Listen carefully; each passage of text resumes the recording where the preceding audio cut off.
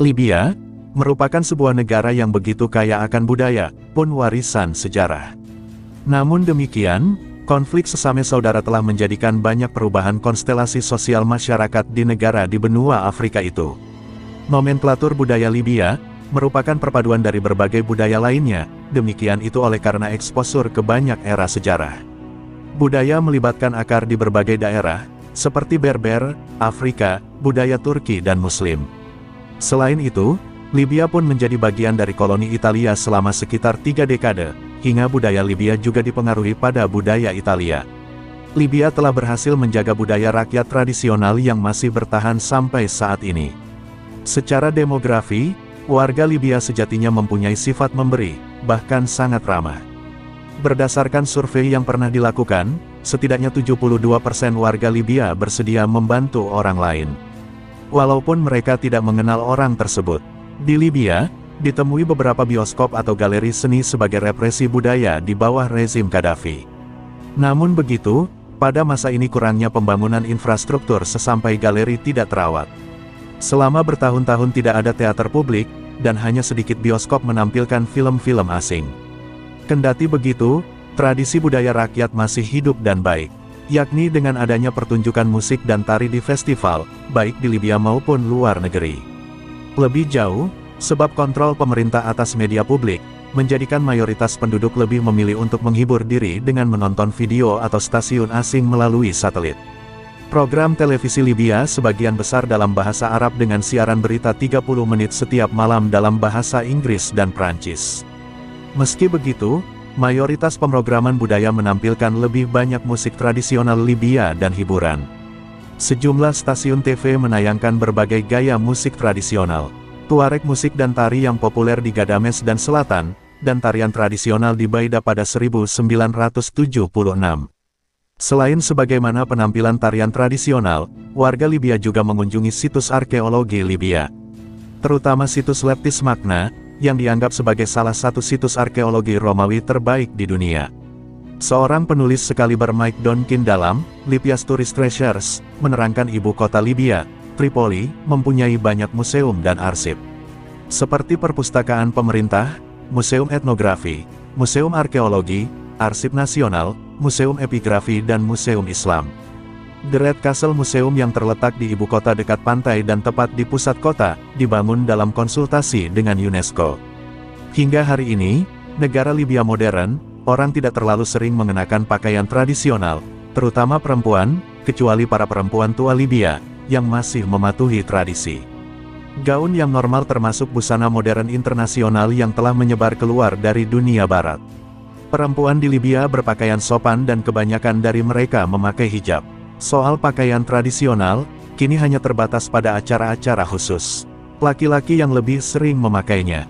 Mereka mengenakannya pada saat pelaksanaan sholat Jumat, Idul Fitri dan pernikahan. Meskipun pakaian sedikit berbeda dari satu daerah ke daerah lain, pakaian laki-laki Libya cenderung mirip di seluruh Libya. Demikian ini terdiri dari kemeja putih panjang, jalabia, atau koma, celana panjang, sirwal, dan rompi yang disebut sadria, yang biasanya dirajut dengan sutra hitam. Pria juga memakai hiasan kepala yang disebut sashiyah, yang biasanya merah atau hitam. Pria di Tripolitania lebih mengenakan sashiyah hitam sedangkan laki-laki di Cirenaika memakai keduanya. Lebih jauh, budaya Libya adalah perpaduan dari banyak pengaruh, karena paparannya terhadap banyak era sejarah. Libya adalah koloni Italia selama lebih dari 4 dekade, yang juga berdampak besar pada budaya negara tersebut. Dulunya merupakan masyarakat yang terisolasi, masyarakat Libya berhasil melestarikan adat istiadat tradisional mereka sampai saat ini, yang kini diakui oleh banyak orang sebagai bentuk budaya Arab paling murni yang masih ada dan dapat ditemukan di luar semenanjung Arab. Budaya Libya sangat menekankan pada kekeluargaan, ikatan suku, kesetiaan, solidaritas, dan kesetiaan. Hampir semua penduduk Libya adalah orang Arab, dan 96,6% adalah Muslim Sunni. Bahasa yang paling banyak digunakan di Libya adalah bahasa Arab. Bahasa Italia dan Inggris digunakan pada tingkat minor dan di kawasan wisata. 95% negaranya berupa gurun dan 90% penduduk Libya mendiami wilayah garis pantai. Oleh karena Perang Saudara Libya tahun 2011 memicu kebangkitan perkembangan seni negara tersebut, menginspirasi generasi seniman baru untuk menggunakan media seni untuk berbagi pemikiran mereka tentang politik, sejarah, budaya, dan masalah kontemporer Libya.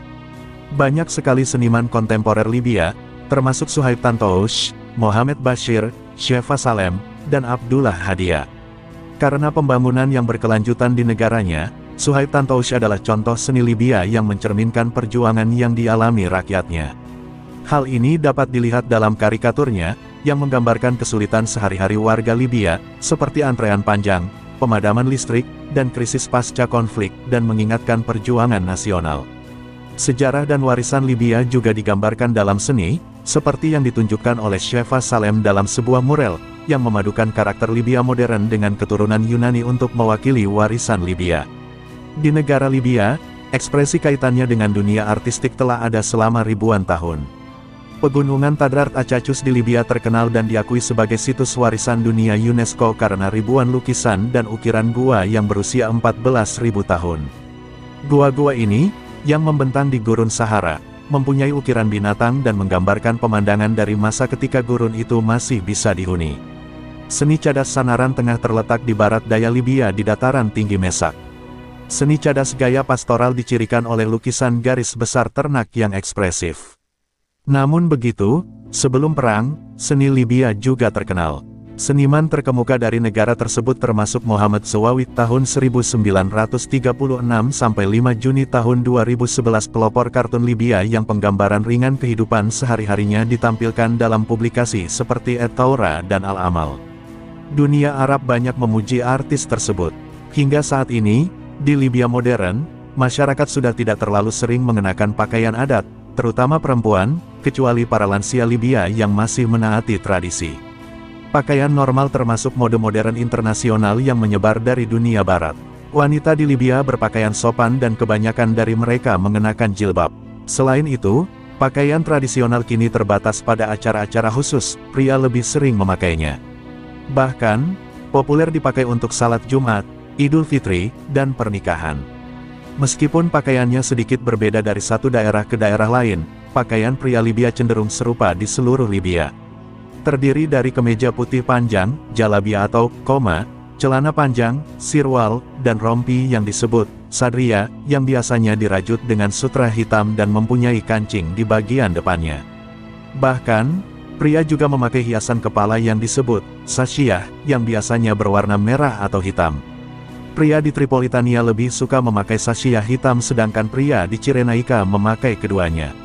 Laki-laki Libya juga mengenakan topi putih ketat rajutan di bawah sashiyah ketika mereka berada di dalam ruangan. Jubah luar besar yang disebut jarid, dikenakan di bagian atas dan dililitkan di sekeliling tubuh dengan cara toga Romawi, kecuali di Libya, jarid biasanya diikat di bahu kanan dan sisanya dililitkan di atas kepala. Pria Libya memakai sepatu bot kulit, biasanya dengan hak untuk menunggang kuda, sandal kulit atau sandal. Sedangkan para wanita Libya, pakaian tradisionalnya sedikit berbeda dari satu daerah ke daerah lain, namun pakaian umumnya terdiri dari blus berlengan longgar yang disulam dengan manik-manik dan benang perak, emas serta celana panjang sutra longgar yang mempunyai karet gelang di bagian bawah. Selain itu, wanita juga mengenakan kain berwarna cerah yang dijadikan gaun seperti toga dan diikat dengan bros perak. Perempuan di daerah pedesaan menggunakan kain tenun yang tebal seperti permadani karena iklim.